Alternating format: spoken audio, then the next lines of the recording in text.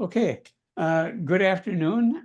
Welcome to Talking Smart, Conversations with Colleagues in Education and Philosophy from around the world.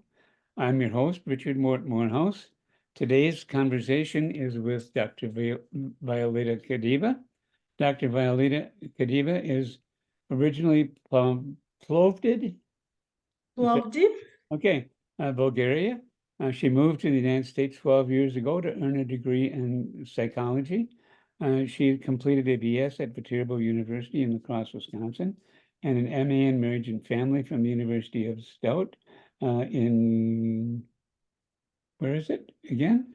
In Menominee, Menominee, yes, Wisconsin. yes. And then she moved to Texas, where she completed a Ph.D. in marriage and family therapy at Texas Tech University. Dr. Kadieva has a strong background in teaching civility, ethics, and diversity in marriage and family practicums, grant writing, and teaching a variety of family therapy classes.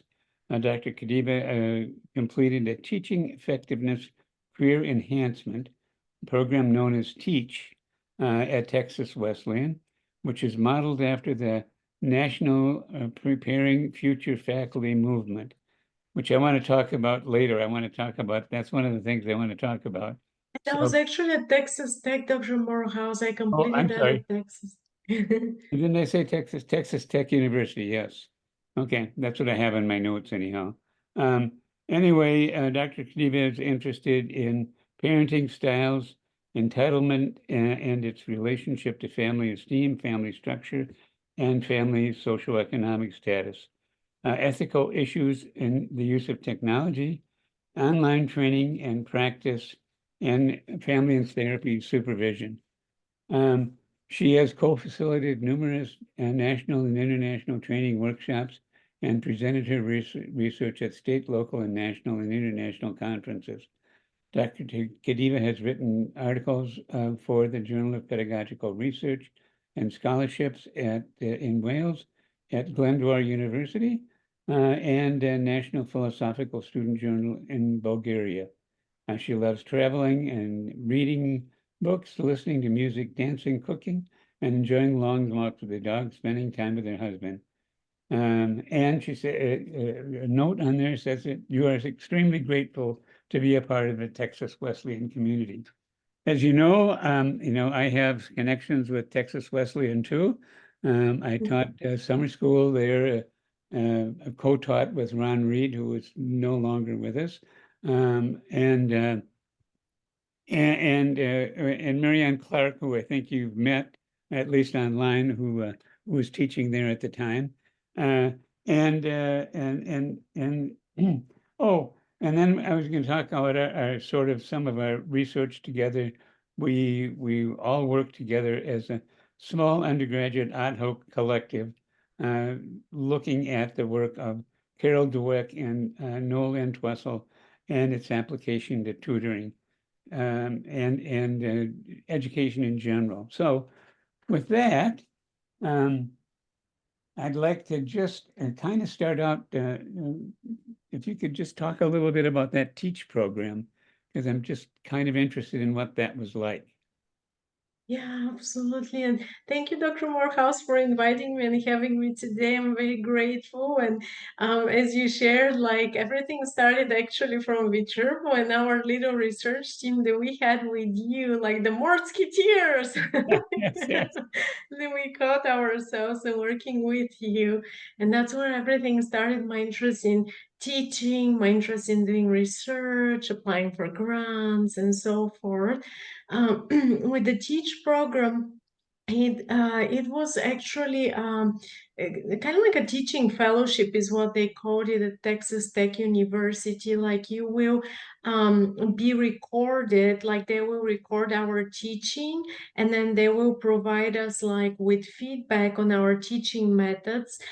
They will provide like different trainings and workshop on teaching methodologies. And we will also work in peer groups where we will observe each other in our teaching methods, and even students from different departments. So like I was sent to observe people from chemistry or biology or nursing, and I will watch how they teach, and then we will all be in a small little peer group, and we will talk about the different teaching methodologies, even though we were from different departments. And that was such a wonderful, wonderful experience there. And they will have a teach fellow who will observe us, record us, and then he or she, depending on who you were paired up with, will provide you with teaching feedback on your teaching skills. And then along with that, like, were those teaching workshops that we will attend. So we had to attend quite a lot, like maybe like 18 within a semester that you had to attend, and learn about different teaching methodologies every semester with that. And then you had to construct your own class, a hypothetical class that in the future you wanted to teach. And I remember back then that was like 2013, 24, like when I created this online, and that was like a big thing because, oh wow, it's an online. I'm like, no, Yes, I want to teach this online supervision course in the future. yes, yes, That was way before COVID times. Who would have thought that now we're moving more online? yes. Mm. So, well, interesting. I'm just kind of interested in if you in that program look back at both some of the work we did and particularly at the work of Dweck and Noel Entwistle. Did they talk about those that stuff in your classes?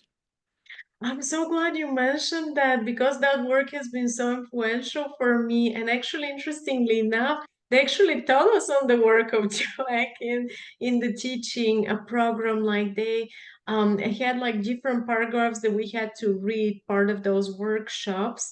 And they had like another sort of how do I say, like little other part of that program, called it the groundwork. The groundwork program was where we all were throughout the whole university with different other graduate students, like learning to be future, faculty in universities, and that's where they had us read some parts from Carol Dweck and the ideas about praise for ability, praise for effort, the different types of learners, like entity and incremental.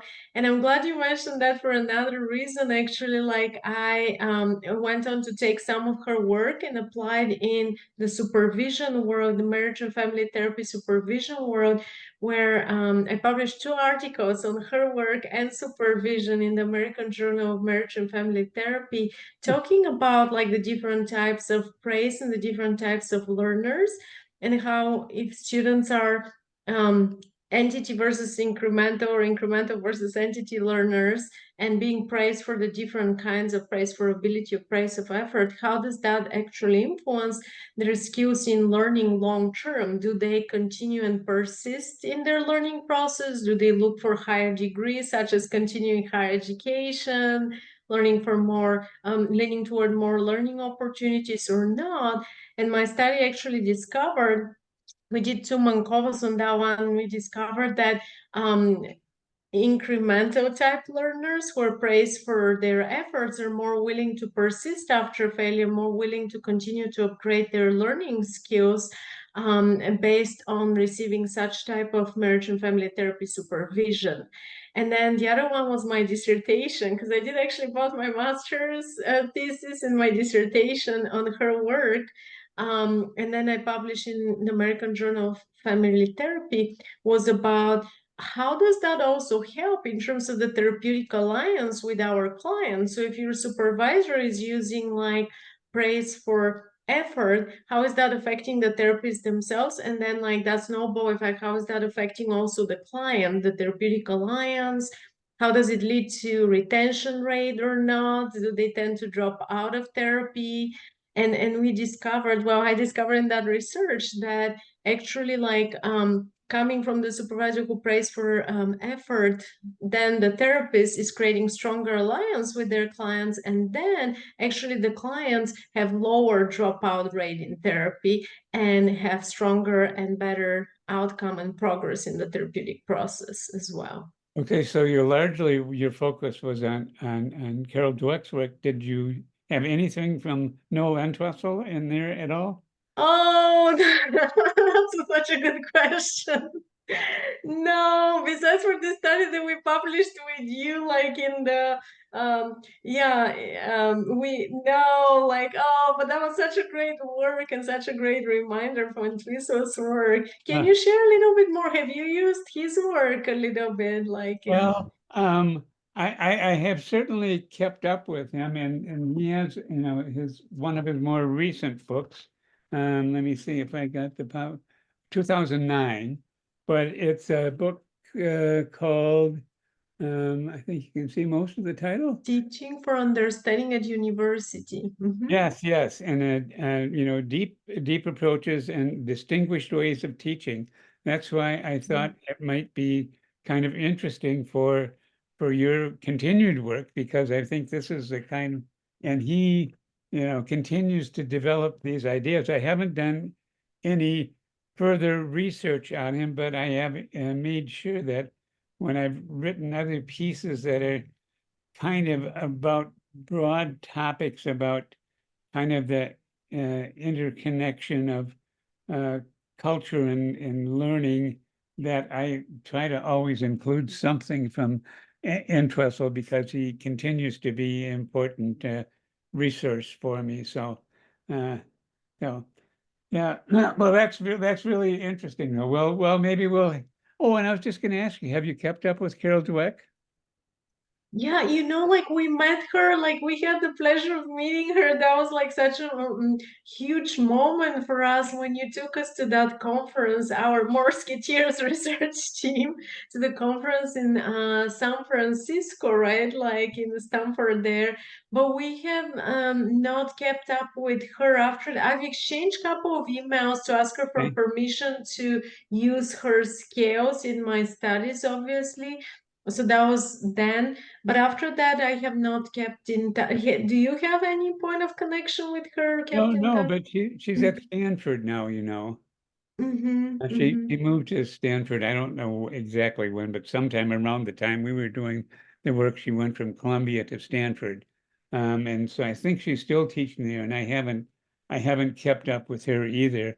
But actually, I should do that, since there's, yeah, I should make a point of doing that.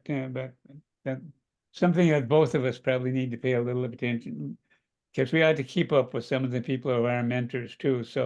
Um, so now, I know a little about marriage and family therapy, but can you just kind of highlight some of the unique elements of marriage and family therapy that are different from other kinds of therapy, uh, and kind of a little bit of the theoretical framework for marriage and family therapy?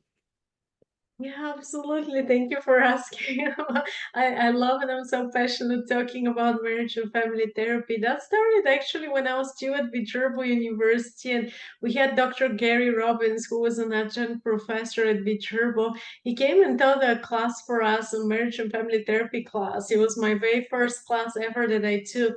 And learn a little bit, kind of dip my legs in the water with the different models of marriage and family therapy. And the rest is history, because then he recommended UW-Stout in Menominee, Wisconsin, where I did my master's with Dr. Keogh, that they were colleagues with Dr. Gary Robbins Uh, in marriage and family therapy.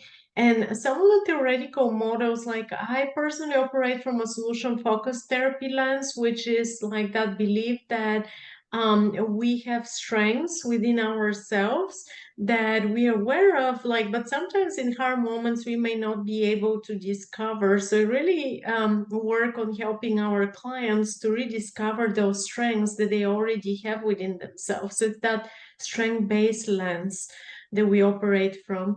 And that's one of those therapy models. And we have like quite a few other ones, such as narrative, which is based on storytelling and asking our clients about their story background, like tell me more about the story, what brings you here, like, and we try to, with that therapy model, externalize their issues. So like narrative family therapy is really striving to externalize the problem outside of the client, while solution focus is basing it more on like it's your own internal strengths, like and sort of asking that miracle question.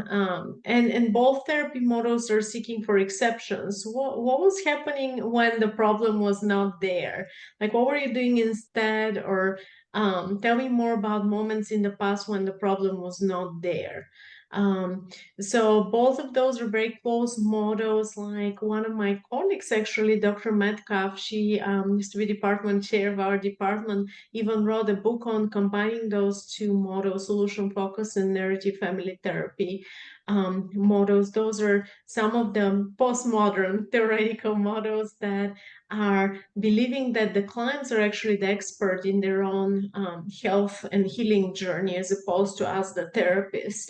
And then we have other models such as experiential, some of the new models like restoration, internal family systems, and so forth. And then we have the early models, those more modern models, like such as Bowen family systems, which Bowen started in Wisconsin, in the state of Wisconsin. And when I was studying in UW-Stout, Dr. Kiel was more of Bowenian family therapist, where we create that family genogram to get to know the family dynamics and the history of your family. And then we work on self-differentiation, like, okay, like who is the healthiest person, self-differentiated, and so forth in the family. And if we work with that person, we can make the biggest change in the family system.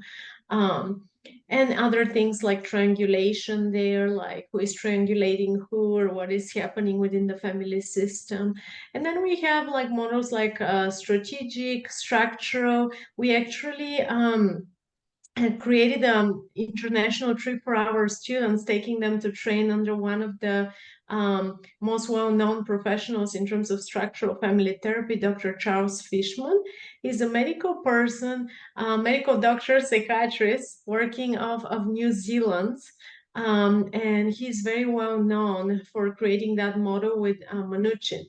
So they work on like the structure of the family. So if our subsystems are in disbalance in terms of hierarchy, so for example, if mom and dad are not here on the top of the hierarchy and they're not on the same page, like, well, there may be chaos happening in the family and it's affecting the mental health of the kiddos, leading to eating disorders, maybe acting out behaviors, problems with the system and with the law, and so forth.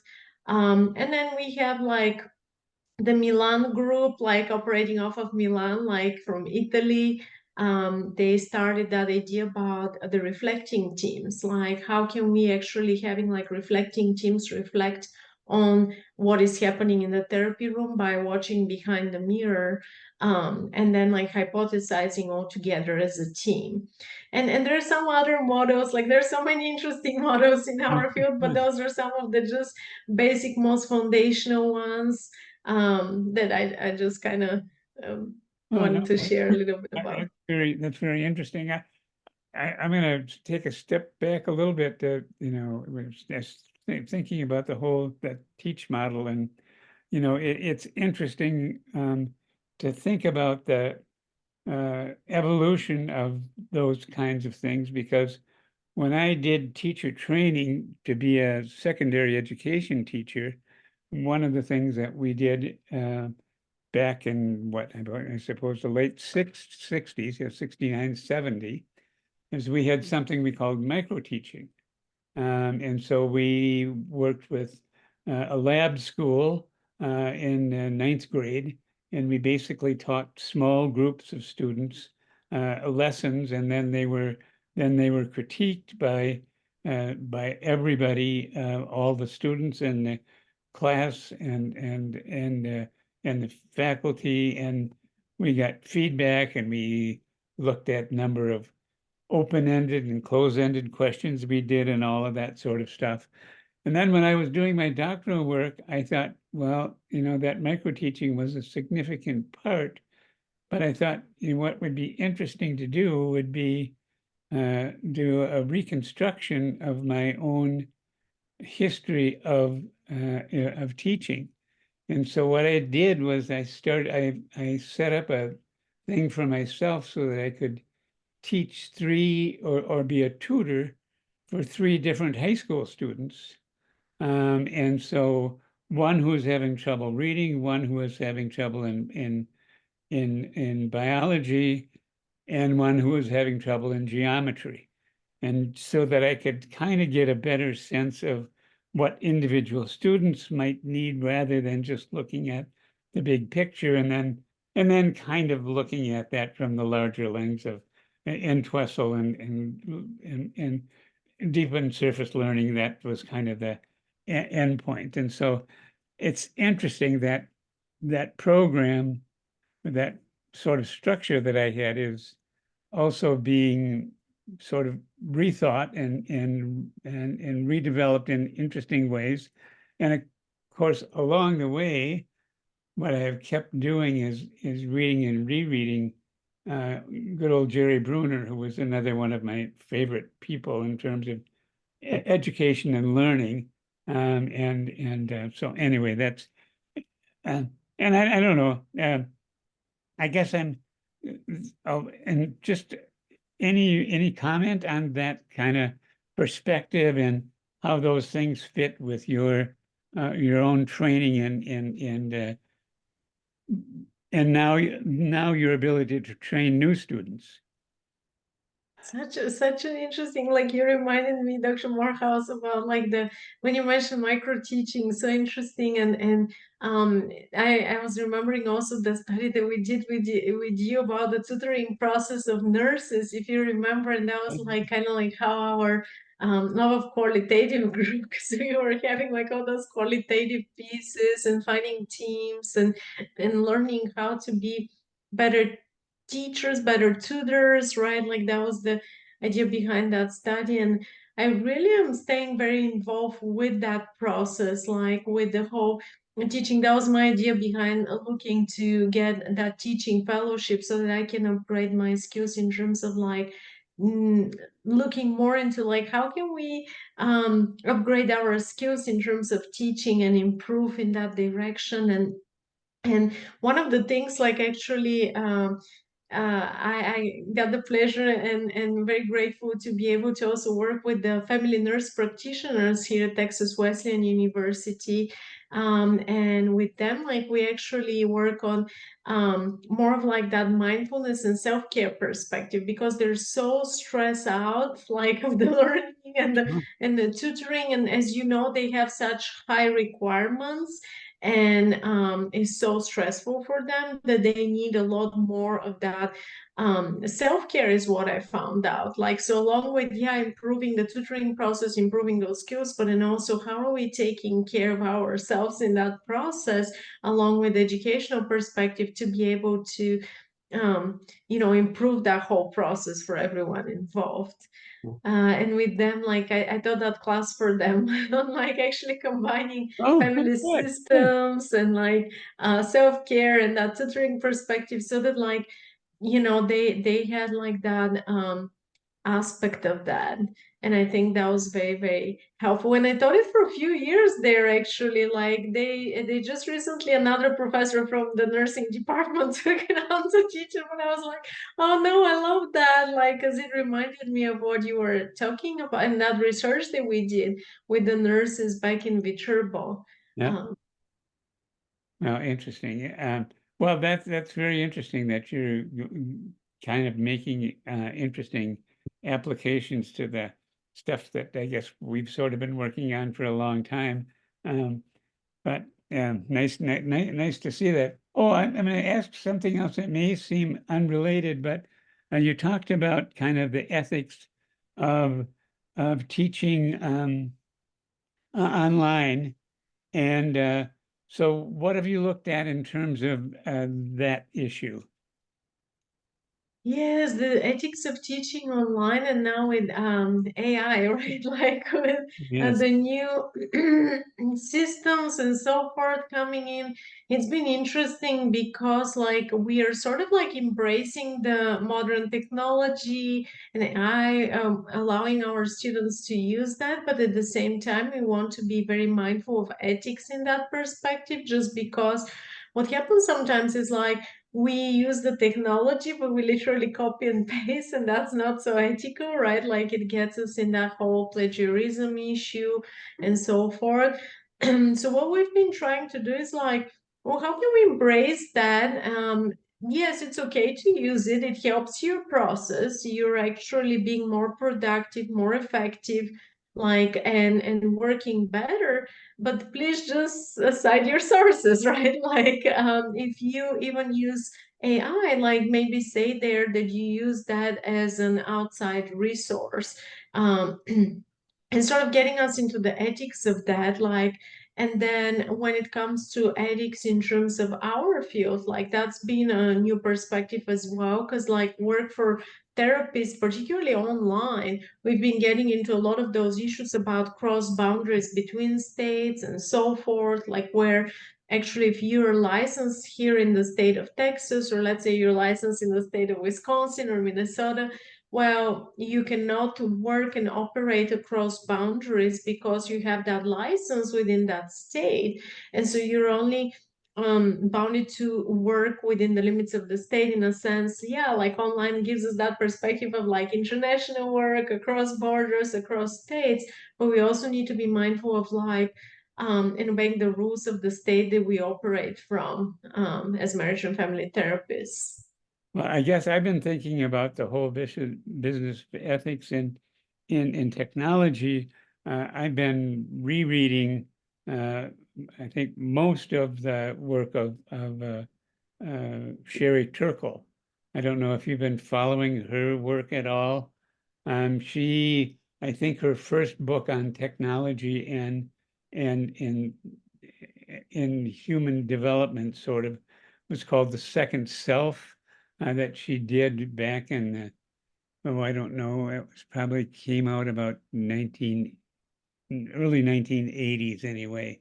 And so she has been focusing on ethics of technology in a larger sense in terms of what do we gain and what do we lose by using technology. And she really has made a particular point of talking about the importance that we make sure that we use technology rather than technology using us. And so that there is a whole interconnection between, and of course she's a Harvard PhD, but she did most of her research, most of it, when since she's been teaching at MIT. And she taught at MIT as a social scientist, sort of among all of the science jocks, if you will. So she has a very, very interesting perspective. And I think she has probably 5 books, and I just corresponded with her the other day, and she's has one book that she just sent off to the publisher.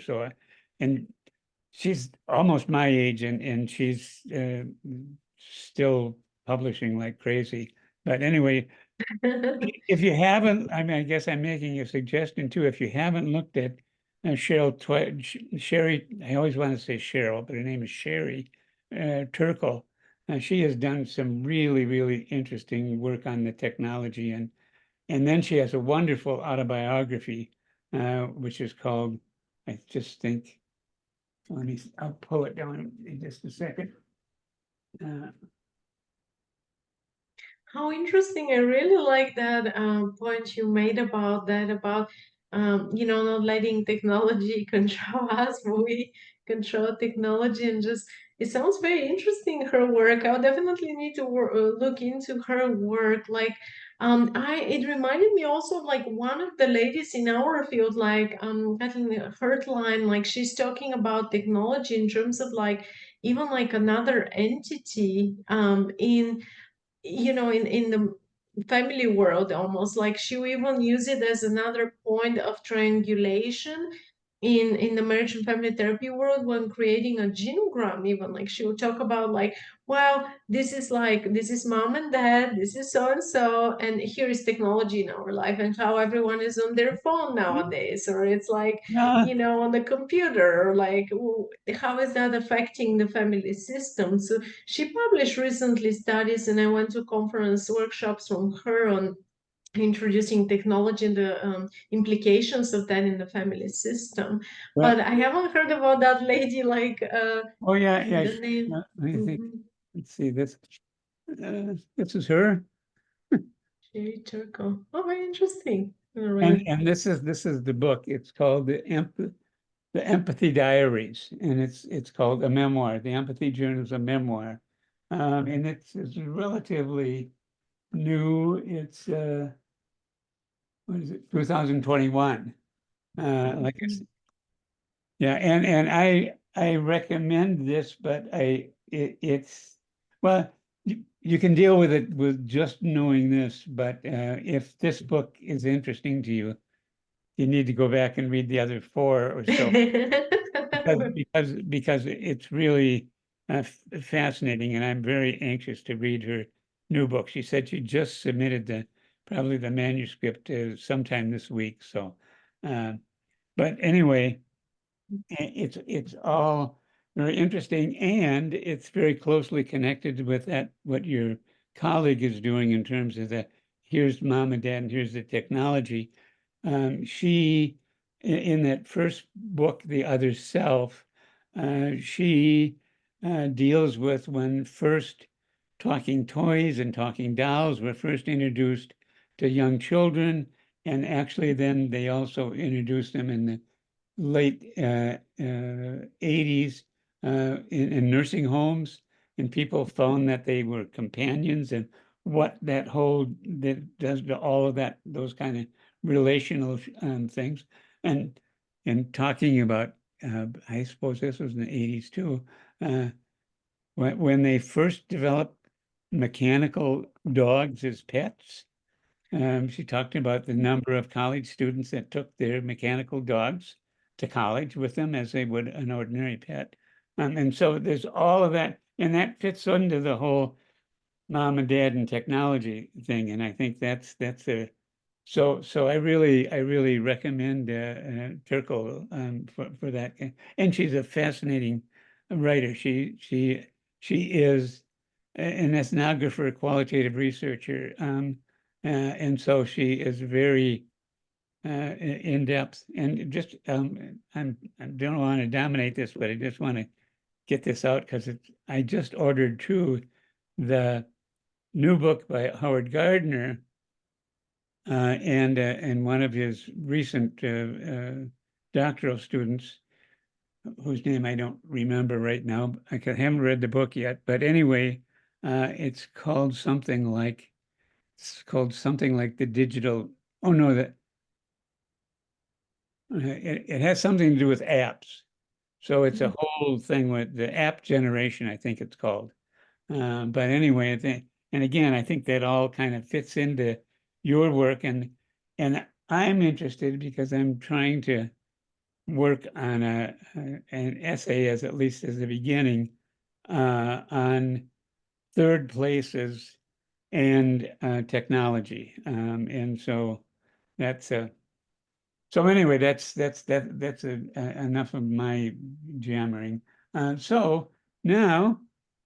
I think one of our last little emails, we talked a little bit about your new project where you're going to be doing some training of family practice physicians in family therapy or Yes, GP in so family therapy. this is thank you for asking about that. So this is so interesting. We actually have like project where we received it's like a Health Resources and Services Administration HRSA grant with one of the local hospitals, JPS, here in Fort Worth. We work with Dr. Catherine Burks on that. And that is about like finding students who are actually medical students. So they're medical students, but they're also coming in to get their marriage and family therapy master's degree at Texas Wesleyan University, because when we submitted the grant, it was about by the year 2030, it's expected that there will be a serious shortage of medical doctors, therapy providers, and so forth in rural areas, particularly here in the areas of Texas, like where there's like very remote rural areas, like here you can travel 15 hours and still be in the same state as Yes. some areas are very remote. And so now we can provide, with the progress of modern technology, we can provide therapy services. But we also need providers, especially like medical providers in some of those rural areas who are willing to relocate, because again, by 2030, there'll be a serious shortage of those. And so like we submitted it stating that as an information, and like we really received that grant, which was very exciting. And so now like this federal grant is going to support the education of those students who are doing both. They're at the same time doing their medical training, so they're medical doctors, but they're also doing their marriage and family therapy master's degree along the way of their medical training as well. And that's something very exciting for our university, because we've gotten in collaboration, as I mentioned, with one of the local hospitals here, JPS, and along with them is how we won that grant. And due to that grant, those students will be able to get their education at Texas Wesleyan University fully covered by that federal grant for Oh, all their years of education here with us. oh, excellent. And is the course tailored particularly for the would-be physicians, or is it basically the same curriculum as that you have for other students at Texas Wesleyan? Oh, very good question. Yeah, like yeah, so they're actually yeah, they're taking the courses along with the other students, the other master students in marriage and family therapy. So they're, in the same courses with them. It's just we're being more mindful and flexible, obviously, of their schedule, because sometimes they'll be working in the ER 12-hour shift and they may Yes. not be able to attend that course. But we're being more flexible since the program is getting into that high flex model, so that they can also, if they cannot attend, they will have to watch the recording, they'll complete the participation activities, so they will still find a way to obviously participate and be part of the class. But we're also mindful that they sometimes have those long ER Yes, shifts yes, and yes, so forth. yes. And what do you see as advantages and disadvantages of having the students in the same courses with therapies, family and therapy students? Is there anything that you would see as an advantage or disadvantage? Oh, yeah, like that's yeah, I haven't thought about it now, but yeah, that's a very good one. Because actually I would say like advantages, because they have some experience where, when they work in the ER unit, for example, with psychiatric patients, right? Like they already have some experience seeing those suicidal clients. And so when we talk about, okay, how are we gonna approach a suicidal client? Let's role play those dynamics. Let's talk about it. They already have that experience that they bring and share with their classmates. And so from that perspective, they really put the class ahead with their knowledge and experience already. Yeah, yeah. Yeah, well, that's yeah, that seems reasonable, reasonable to me. I'm trying to think about, well, tell me about what you're looking at in terms of your own personal either plans or dreams about doing further research. Yes, like so we're actually currently working with Dr. Charles Fishman, as I shared. Like he's one of the founding fathers in our field in terms of structural family therapy, working with Manuchin. And he Our current chair, Dr. Sparks, and me are working on a research project in terms of supervision. As you know, I'm very interested in supervision, marriage and family therapy field. And so we're working on something called results-based accountability using a clinical scorecard that he's another medical doctor, but he uses those clinical scorecards to actually measure outcomes. Because even for a century of research in our field, like Watkins, for example, did that research in 2011 and now again in 2022. And it's found out that back from the 80s and back from the starting of our field, there's no research whatsoever proving or showing the effectiveness of supervision and how it works in terms of outcomes for the therapists or the clients. And so that's what my master's research was on, my dissertation, and now working, and I published a few articles on that in the American Journal of Family Therapy, and now we're working with Dr. Fishman on that to sort of do like that results-based accountability, where with using that clinical scorecard, you can actually measure your outcomes and you can show that effectiveness, the supervision works. There is a reason why we're using that and why we're helping students to learn the way we're helping them to do that process. Well, tell me a little bit more about the scorecard because I don't understand exactly how that works. Yeah, so the clinical scorecard basically has different subfields there where you get to determine what are your goals, how are you measuring progress toward your goals, and like what are the different little small piece by piece or little baby steps toward those goals in terms of like on a weekly basis. Like what is your week to week small little goal toward that bigger goal that you're working toward, and then how are you measuring those outcomes with specific measurable attainable and realistic tools that you have to measure it, and then you record your outcome in the last bracket of that clinical scorecard. So it has basically those few fields there that you're working with, and you're seeing results like when he has, let's say, anorexic clients, he will put there, well, we want to see that the family works effectively together. So that will be the big overarching goal. And then like on a week-to-week basis, though, we want to see how mom and dad are working together to help their daughter to improve her calorie intake, to improve like her day-to-day lifestyle, so that the client who is struggling with anorexia can start to be gaining weight, moving toward like the outcome being like, okay, you have gotten to that goal of yours and you as a family have reached that and you're in a better, healthier place. You no longer need to be in the hospital, for example. So is the kind of source of that clinical notes? I mean, in terms Um, of where the, so clinical notes, so we record clinical notes for every session, but this clinical scorecard, yes, it will be also used in every session, but it will be like an additional tool to those clinical notes that actually the clinician can use and the supervisor can use to measure progress of the whole family system toward their goals. so to what extent is that clinical scorecard qualitative and what extent is it quantitative? Oh, very good question.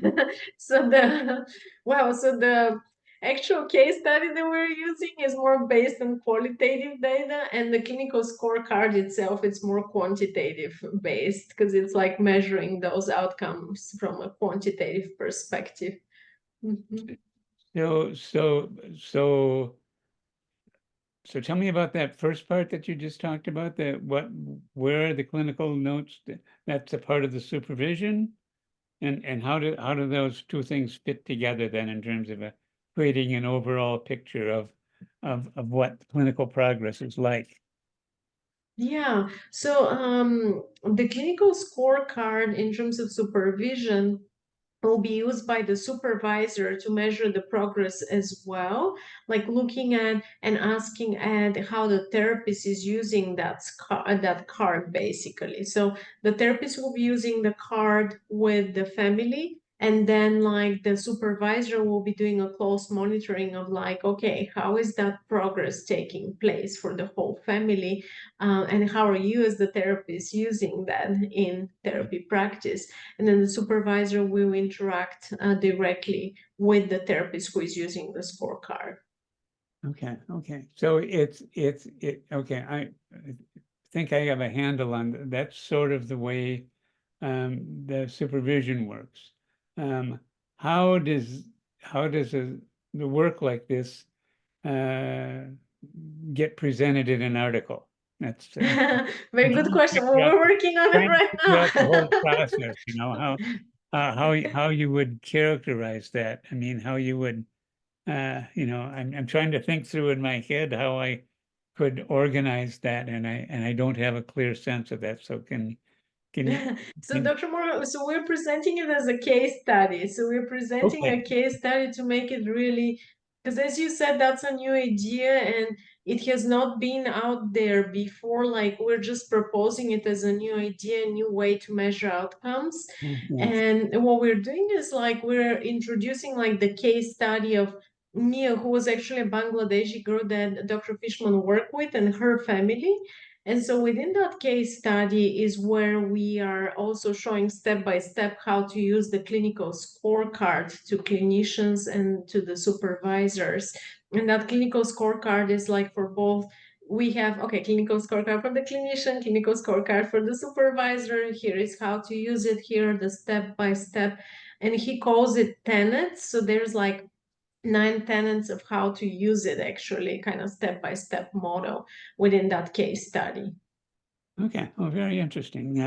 Yeah. And I think that makes a lot of sense. I mean, I think probably my sense is since there hasn't been uh, that much data collected on how people improve. Case studies are probably what needs to be done before anything more than that, and a series of case studies that can be Mhm. pretty solidly demonstrating how it works and what kind of progress is. Yeah, Mhm. Mhm. very, very interesting. Yeah, that's what we were thinking about it. We were like, oh, should we collect more case studies about that? Because as you were mentioning, I feel like the same, like it needs to be like that idea of like a few case studies showing the effectiveness also of the scorecard. But because it's a new idea, we don't have, as you said, like more of that Oh, grounded data to show. And it's the idea that we're proposing for others to start measuring more. Like he's used it a lot in his practice, all throughout his whole practice. He's practicing in the field for 30 plus years now, but it has not been recorded or published before. He does have a book on the structural family therapy model and how he uses it under that umbrella, but he has not published it or done anything with it under the supervision umbrella. And so like we want to actually work in that direction because it's yeah. such a great tool. Yeah.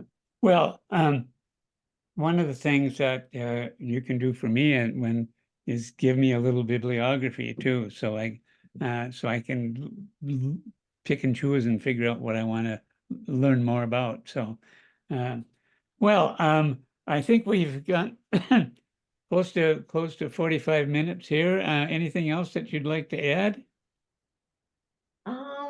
I think we covered like a lot of those interesting topics, and I'm so glad I had such a nice conversation with you about, supervision, technology, like the Teach program, and just the things that I'm passionate about and really love to explore more about. Like, and thank you for the helpful feedback as well. Like, I was not aware of some of those books that you suggested for me to read, so I'm looking forward to digging into that research there and that information. Okay, well, I will sign us off. Thank you very much. And then we'll talk after this is done.